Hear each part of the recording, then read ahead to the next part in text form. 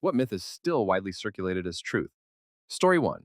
That you have to wait 24 hours before you can report a missing person. If someone is missing, go get help. The widespread knowledge of 24-hour waiting periods is a myth based in TV and movies where the family spends precious time frantically searching without assistance. It is not true in most locales and is virtually never required for missing juveniles or seniors with dementia. A missing person is closest to home, most likely still alive, and most likely still surrounded by clues and evidence within the first 24 hours. It is critically important that you engage the police as soon as your loved one is inaccessible or profoundly late. ABC News did a report on why the first 72 hours in a missing person case are critical.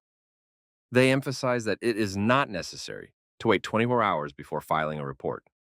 Finlaw.com calls the waiting period a myth. There is no waiting period. Many shows and movies have publicized the 24 or 48-hour waiting period to report missing people, but that doesn't exist in real police offices. As soon as you know an adult or child is missing, report it to the police. Story 2. The white on blue roundel in the BMW logo represents the white blades of a propeller against the blue sky, alluding to BMW's history as a manufacturer of aircraft engines. This myth was popularized in BMW's advertising for aircraft engines and perpetuated by the movie Finding Forrester. In truth, the blue and white come from the Bavarian flag, presented as a circular coat of arms in reverse order, to avoid a trademark law prohibiting the use of symbols of state sovereignty in a commercial trademark. It was only in later marketing for aircraft engines they overlaid the logo over spinning propellers, as coincidentally, it could be taken to look like a propeller against the sky. They made all sorts of engines for land vehicles as well. Story 3. The myth. You can tell if a snake is venomous or not by the shape of its pupil, slit for venomous, round for non-venomous. The truth. Pupil shape has absolutely nothing to do with whether or not a snake has venom. And if you're close enough to get a good look at a snake's pupils, you're probably close enough to get a bite. The advice. If you cannot, from a safe distance, immediately identify a snake beyond a reasonable doubt, assume it's dangerous and behave accordingly. Keep your distance, stay out of its direct path, and keep your eyes on it until one or the other of you leaves the area. Story 4. That historical armor was useless, or just something you wore so you had a slight chance to turn a death blow into merely a serious injury. Shows and movies still perpetuate this. Game of Thrones has acclaimed sword fights where guys casually shove swords through dudes in plate armor. Impossible. Metal is not cardboard. Even the most basic iron or bronze chainmail armor will be barely scratched by a slash from the sharpest katana. Well-made plate armor is impervious to all damage, short of a blow from a specialized armor-piercing weapon, lance, poleaxe, etc. Even the earliest guns couldn't penetrate plate armor. Armor was incredibly expensive. Common people couldn't afford it, so made do without, or, if lucky, with fabric armors that were still very effective protection. A suit of custom-made plate would have cost the knight the equivalent of a modern high-end luxury car. Why would people pay that much for something useless? Armor was very useful. That's why weapons continued to advance over the centuries and why armor did as well. It was an arms race. Story 5. That corsets are a lethal torture item and every Victorian woman did tight lacing. The myth about harmful corsets was started by Victorian men in order to bring down women-owned businesses. And some feminists, looking at you, Emma Watson, swallowed that lie, hook and sinker, thinking they are empowering somebody with it. The truth is, corsets are way better than bras. If you have back pains, which many women have because of their bras, switch to corsets. There is a reason why it was used that long. Story 6. That organic is better for you and the environment. There seems to be a lot of confusion on what the actual differences between organic and conventional agriculture are. Most hit on the biggest thing, and that's that land use requirements. However, where most are getting it wrong is that organic uses things like less tillage, uses less pesticides, and that synthetic fertilizers are worse than natural ones. So let's dig into these examples. Tillage. This has nothing to do with being organic or not, as farming on a range of no-till to multiple pass tillage is practiced on both sides. Many conventional farms for certain crops practice no-till or minimum tillage, and vice versa. Organic often requires more tillage to deal with weeds, too. Both use pesticides. It's just that organic can only use naturally derived ones. Also, things like GMOs in conventional agriculture are slowly allowing for less pesticide use. Fertilizers. No matter the source, both types need to be applied at rates where sufficient nutrients are applied, yet not overly applying. Story 7. Don't use soap on cast iron cookware. It's BS, left over from the days when most soap was made with lye, I reckon. Modern dish soap is gentle to your seasoning. And besides, reseasoning is quick, in terms of you needing to be there, and easy anyway. And you rarely need to reseason anyway, it, and can just project them with a thin coat of fresh oil after washing. People seriously make way too big a deal out of cast iron care. They're inexpensive and nearly indestructible. Use soap to get your gross, rotten food off your pans, please. Story 8. The European Dark Ages. People seem to love the idea that between the fall of Rome and, like, Da Vinci or something, everyone in Europe was just blowing spit bubbles and looking at the funny pictures in the Bible. Not only was there not a complete absence of classical learning in Europe during the Dark Ages, but throughout the Dark Ages and medieval period, there actually was a fair amount of progress in fields like architecture, engineering, metallurgy, philosophy, theology, and yes, even science. But then again, I suppose it all ties back to the notion that people in the past were somehow far stupider than we are. Story 9. LSD, psilocybin, and cannabis are drugs that are highly addictive and have no medicinal value. The literal reason for them being Schedule 1 drugs and considered extremely criminal. It's all bullcrap and not true at all. Nixon made this up to harass and arrest his political opposition in the anti-war left and pro-rights blacks. They even admitted doing this and knowing well that the war on drugs would neither work nor had any sound reasoning behind it, yet 5 decades later, we still end thousands worldwide every year because of Nixon. Most of the myths in Reddit pages like this are silly or benign, while this myth is among the most deadly misconceptions that is only recently being very slowly reversed in younger generations. Story 10. Americans believe America is the greatest democracy and country in the world. We simply are not. We are a fake Hollywood set version of a functioning democracy and first world nation. We are an amusement park of convenience and entertainment with no health care, living wages, or mental and emotional social safety nets. What's worse is this notion inherently makes our dilemma so much worse. But hey, eat a flag, wave a hot dog, and root for the home team. Story 11. Those early colonists gave blankets laced with smallpox to natives. We only have one record of this ever happening, and it was during the French and Indian War. Some British generals did it to some French native forces, but the only way he was able to was because all of his guys already had it. Honestly, the reason so many natives got this disease, among others, was because they had no immunity to it, and they had a massive trade network that spread it to others. Story 12. The way your eyes move can tell whether you are lying or not. The eye movement theory started in the 70s. There was a study in 72 that supported the theory, but was debunked in 2012. There was potentially a cultural shift that has changed what we do with our eyes, like how TVs made us dream more vividly and in color. Now it's believed that liars will stare through their target, about 70%, and others will rapidly blink, the other 30%. You need a baseline, and to be more accurate, or see more body language to collectively decide. Story 13. Daddy longlegs are deadly spiders. Most of what people call daddy longlegs are harvestmen and not even spiders and are completely harmless, like completely harmless. Safe for children to handle, other than possibly hurting the harvestmen. Some people call certain types of cellar spiders daddy longlegs spiders, which can bite but aren't normally medically significant. Spiders are really amazing creatures, and I hate that people try to make others more scared of them. Story 14. Let me preface this by saying I am a self-defense instructor. The amount of people who I hear saying you can use a palm strike to ram someone's nose into their brain and end them is astonishing. With literally 1,000s of boxing matches happening every year, you would think people would notice this cannot happen. Your nose is made of cartilage, your skull is bone.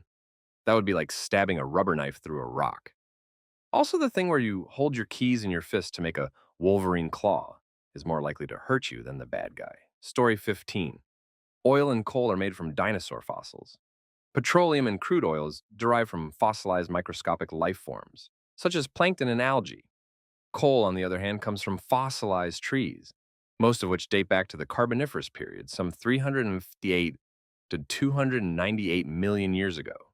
That's more or less a 115 million years time gap before the earliest known dinosaur would appear. At this point in time, you simply wouldn't be able to tell an amphibian from a reptile or proto-mammal from a first glance. Speaking of dinosaurs, not everything big, dead, reptilian, or vaguely prehistoric looking is a dinosaur. I mean, if we used similar logic when describing mammals, bumblebees would be considered mammalian, just because they have hair and live in a similar system to unclothed mole rats.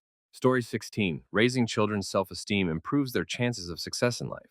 Psychologists spread this in the 90s, but it is not true. There's a connection, but it's more complicated. Success raises self-esteem, but not the other way around. In fact, high self-esteem is linked to prejudice, poor relationships, and risk-taking. Even worse, praising children for being smart can actually lead to avoidance of hard tasks and anxiety about failing. Story 17. The whole 95% of the ocean is still unexplored thing. This figure is very sensitive to how you define explored. But at any rate, the typical romanticized interpretation that the oceans are vast, unknown places, the contents of which we know almost nothing about, is blatantly false. We actually know quite a lot, and the new discoveries being made are mostly pretty mundane and very much in line with what we already assumed we were going to find. Story 18. That we swallow a number of spiders a year. Spiders are very sensitive to things like heat, moisture, and vibrations, which your mouth has in spades. There's nothing about your mouth that a spider finds even remotely enticing, let alone the idea of even crawling on you in the first place. This doesn't even factor in the silliness of implying that everyone sleeps with their mouth open, or that even the lightest of sleepers won't wake up to a spider crawling into their mouth. Story 19. Every mile a stretch of interstate is straight to allow airliners to land in emergencies. This just isn't a thing. An airline pilot could land on the interstate if needed, but they could probably find a safer place to land, one that doesn't have overpasses, telephone poles, tractor trailers, and numerous cars filled with people. There is the case of the Gimli glider, an airliner that ran out of fuel at 41 meters and landed at an abandoned airfield that, unbeknownst to the pilots, had partially been turned into a racetrack. The only injuries were from evacuating via the emergency slides on the aircraft. They even continued to use the plane for another 25 years. There is also the case of U.S. Airways Flight 1549, which landed in the Hudson River after a dual engine failure. Not so fun fact. By 2017, about 70,000 birds had been slaughtered in NYC to avoid a similar incident. So, yeah, airliners do land off airports sometimes. Whatever the case, the interstate was not designed with that in mind. Story 20. That the Great Wall of China worked. It didn't, not even once. Borders do not work like that. And it's not even visible by space, until the Chinese government decided to use it as a tourist attraction to show the world how big their D is. The whole wall was nothing but a monument to all the workers who died building it, and to how walls to the border are absolutely useless. Besides, there's a lot of them. The Great Wall of China from the pictures is just one of various smaller walls built by various emperors in the attempt to stop invasions and immigration. As I said, none of them ever worked. For being someone who constantly craps on China, Trump has a lot in common with them. Story 21. Alpha males and wolf packs aren't a thing. It was made up. It doesn't happen in the wild. The writer saw wolves in captivity fighting for dominance and assumed that was a natural trait. But wolf packs don't form in the wild the way that they do in captivity. Instead of strangers being thrust together, wolves form around family units. The alpha male in a pack is usually just the dad. The alpha female, just the mom. And the rest of the pack follows their lead, not because of some competitive vying for dominance, but because it's mom and dad. There are books still in print with this false info, even after the writers requested their removal, and now the idea has become part of pop culture. We may never get everyone to believe the accurate info over the debunked info. Story 22, this will probably get buried, but here we go. Medieval European knights never wore armor that was so heavy that they needed a crane to get one horse. Their armor allowed for lots of movement and flexing. I mean, when you think of it, armor that would weigh that much would only be a hindrance in combat. On that same note, longswords usually don't weigh more than 3 pounds, and they have a wicked edge. They were definitely not blunt force trauma clubs. Story 23. Life is fair, and bad things only happen to people who deserve it. This belief literally made me cry myself to sleep every night because I couldn't complain to anyone, not even my journal, about the abuse my parents put me through, because I genuinely believed that I must have deserved it, but I honestly could not tell what wrong was I doing at all. The worst thing is this belief is attached to core religious themes and teachings, so you will get blamed and made to feel guilty whenever bad things happen to you because you must have done something to deserve this. Story 24. That an MLM can actually work? Sorry, but you're selling rubbish to people who don't want it. If you were as successful as your Instagram account claims you are, you'd be getting headhunted by top sales firms, not trying to sell dish clothes and vitamin pills at 50 pounds a go. MLM works if you're at the top of the pyramid, but to get there, you have to screw over everyone you know. Lost some good friends because they bought into the MLM scam, and I didn't buy their products because they were too damn expensive. Another former friend and his wife went bankrupt due to all the product they had to have in inventory to sell and couldn't sell it. The pressure to recruit people under you is scary. Other friends of mine who eventually got out of an MLM scheme started being berated by their team for not selling enough products and recruiting more people. Story 25. That homeopathy works. Man, that stuff is literally just water. Oh, I read something about this recently. Basically, when homeopathy first began in Germany, it was a whole regimen of things like not drinking alcohol, walking every day, staying out of direct light, etc., in addition to the water stuff. And since some of those things were healthy and medicine at the time was bloodletting, homeopathy cured more people than the traditional medicine, mostly because, again, the traditional medicine at the time sucked. But then we invented actual good medicine. And the Germans were all like, well, our good German medicine is better, but they were busy people, so they just kept the water stuff and dropped all the lifestyle stuff. So now, homeopathy is ridiculous. Story 26. A myth some people believe is that an imaginary stranger they don't know loves them so much that he'll set anyone on fire for eternity if they don't love him back. Also, any day now, this person will come back to Earth with his dad and their house and end everyone on the planet. Anyone that loved him back will be brought back to life according to his book of lovers and entitled to all the riches of the earth. While his followers bask in the beauty of this new house on earth, surrounded by murderers and rapists that were compelled to love this stranger back just before they were executed, most of their unbelieving loved ones are burning for eternity. And some of these people that believe this myth are in positions of power to make war decisions and seek this invisible person for guidance on all types of important matters. And these people can't wait for this person to come back. They are excited and ecstatic for it, in fact, that they want to tell everyone else about him so that they don't get murdered by him as well. Story 27. That Galileo was executed because the church was anti-science. The church, in many cases, actually funded scientific research. The problem was that their conception of the universe was tied with Aristotelianism, which was further tied with theology. Officials were thus conservative when it came to rubber stamping new scientific discoveries, so they warned Galileo against treating his discoveries as fact until further review. But then he went off and started teaching it as fact, got tied up with the theology, and then dissed the Pope. He was then put under house arrest. However, notably, he never did formally renounce his faith. Story 28. That crystals sitting on your bedside stand or hanging from a necklace or placed anywhere in a room, etc., will cure all sorts of illnesses, lead to better health, and increase your life expectancy. These crystals supposedly get their life-enhancing qualities because the interior of the crystal vibrates at the same frequency as does the Earth, thereby creating a direct link between Mother Earth and yourself. Scientists studying this phenomenon have agreed that yes, indeed, crystals do vibrate at certain frequencies, as does everything else on Earth that exists at temperatures above 0 degrees Kelvin. And that crystals look really nice when used to decorate your office. Story 29. That humans respond to the media in a monkey see, monkey do manner, aka the underlying beliefs behind violent video game debates, horror movies causing violence, and other similar arguments.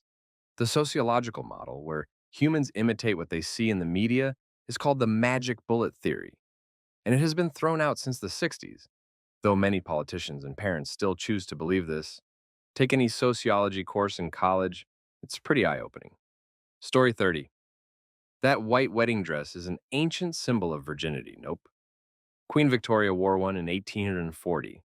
This was a somewhat unusual choice at the time. Royal brides were supposed to show off their wealth through their dress. Silver or rich colors were common choices. White dresses were inconvenient at the time, so only wealthy women were likely to buy them. Upper class women followed the trend. It was only in the early 1900s that white wedding dresses became common for women who weren't wealthy. Before that, they just wore their best dress no matter what color it was.